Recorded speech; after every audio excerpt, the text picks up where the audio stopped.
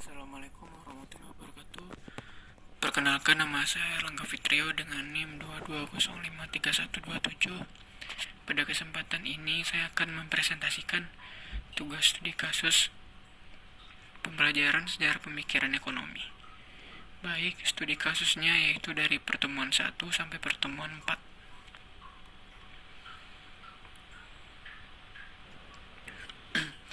Untuk kasus yang pertama yaitu pengangguran. Pengangguran merupakan salah satu masalah utama yang selalu dihadapi setiap negara. Jika berbicara tentang masalah pengangguran, berarti tidak hanya berbicara tentang masalah sosial, tapi juga berbicara tentang masalah ekonomi. Karena pengangguran selain menyebabkan masalah sosial, juga memberikan pengaruh terhadap pertumbuhan ekonomi di suatu negara, khususnya negara yang sedang berkembang seperti Indonesia. Pengangguran terjadi disebabkan antara lain yaitu karena kondisi ekonomi, kebijakan pemerintah yang tidak berpihak kepada rakyat, pengembangan sektor ekonomi non-real, pendidikan yang rendah dan tidak memiliki keterampilan, keterbatasan lapangan kerja yang lebih kecil dan jumlah pencari kerja, memiliki pendidikan tapi tidak memiliki peluang kerja dikarenakan tidak memiliki akses sehingga berpotensi untuk tidak dapat tertampung lulusan program pendidikan di lapangan kerja.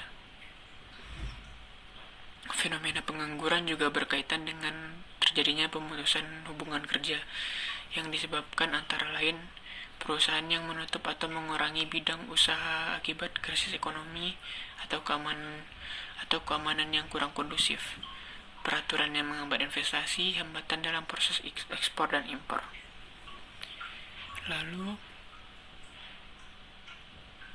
dampak COVID-19 terhadap perekonomian Indonesia.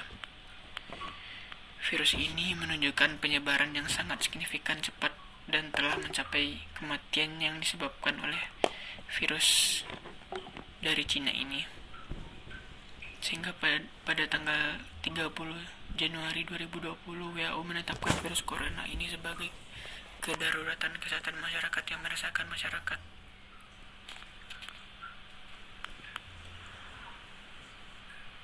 Pada tahun 2020 ini COVID-19 menjadi perhatian yang sangat besar bagi bangsa Indonesia.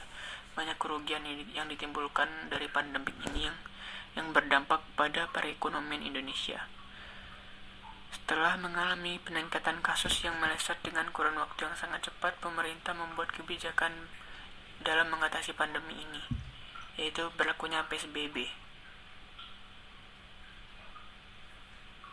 Dengan berlakunya PSBB, seluruh kegiatan industri maupun perkantoran untuk sementara waktu terpaksa berhenti untuk beroperasi. Selain itu, sektor pendidikan, layanan publik, serta tempat beribadah, rumah makan juga mengalami hal yang sama. Social distancing membawa pengaruh pada penurunan aktivitas ekonomi secara langsung. Banyak dampak terhadap perekonomian seperti yaitu kejadian PHK, banyak karyawan yang dirumahkan dan berbagai perusahaan bahkan terancam bangkrut. Jika pandemi ini berlangsung lama, kemungkinan besar jumlah tersebut akan terus bertambah.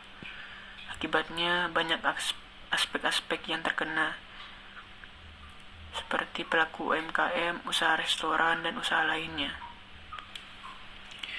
Lanjut, yaitu kasus yang ketiga, yaitu dampak teknologi terhadap perekonomian. Teknologi adalah suatu cabang antropologi budaya yang berhubungan dengan studi terhadap kebudayaan. Dalam perekonomian suatu negara, teknologi informasi mulai dirasa mempunyai peran penting dalam perekonomian suatu negara karena dengan berkembangnya teknologi informasi, perekonomian suatu negara mulai memperlihatkan perubahan yang cukup signifikan. Banyak halnya dirasakan berbeda dan berubah dibandingkan dengan cara berkembang sebelumnya. Saat sekarang, jarak dan waktu bukanlah sebagai masalah yang berarti untuk mendukung pertumbuhan ekonomi. berbagai aspek aplikasi tercipta untuk memfasilitasi perekonomian.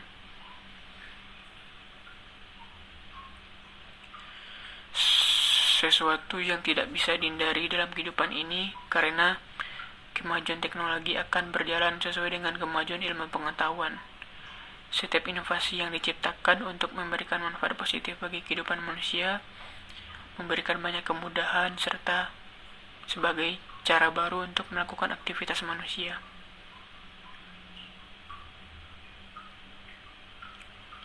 Namun demikian, walaupun pada awalnya diciptakan menghasilkan manfaat positif, di sisi lain juga memungkinkan digunakan untuk hal negatif dari kemajuan teknologi.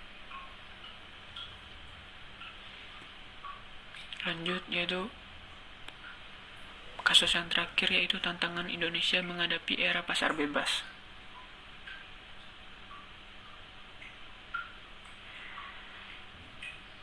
Perdagangan bebas diartikan sebagai perdagangan yang tidak memiliki hambatan. Perdagangan bebas memungkinkan suatu negara melakukan ekspor dan impor tanpa adanya batasan. Hambatan yang dimaksud adalah segala sesuatu yang bisa mempengaruhi arus lalu lintas barang dan jasa diperdagangkan.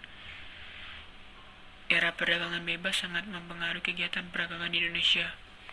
Dalam menghadapi perdagangan bebas, Indonesia menghadapi beberapa tantangan, yaitu satu, rendahnya nilai tukar rupiah terhadap dolar.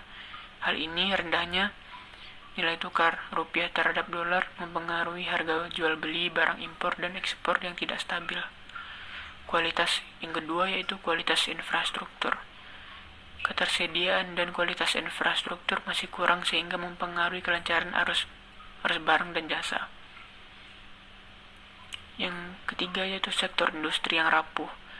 Sektor industri yang rapuh, Indonesia masih rapuh karena ketergantungan impor bahan baku dan bahan setengah jadi dari luar negeri. Hanya itu yang dapat saya sampaikan. Apabila ada kata yang salah, mohon dimaafkan. Assalamualaikum warahmatullahi wabarakatuh.